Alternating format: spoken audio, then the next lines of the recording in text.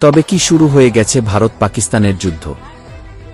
কাশ্মীরের পেহেলগাঁও অঞ্চলে সন্ত্রাসী হামলার পর ভারত ও পাকিস্তানের মধ্যে উত্তেজনা চরমে পৌঁছেছে। ওই হামলায় ভারতের নিরাপত্তা বাহিনীর অন্তত ৫ জন সদস্য নিহত হন এবং বেশ কয়েকজন আহত।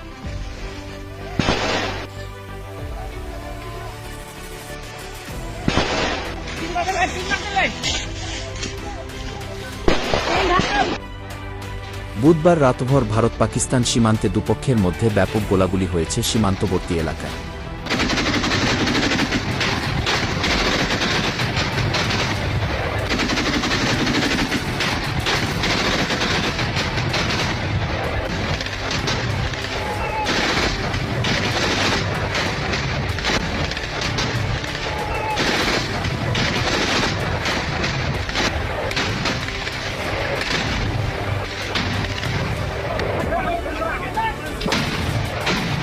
এদিকে যুদ্ধের প্রস্তুতি নিতে দুই পক্ষের দৌড়ঝাঁপ শুরু হয়ে গেছে।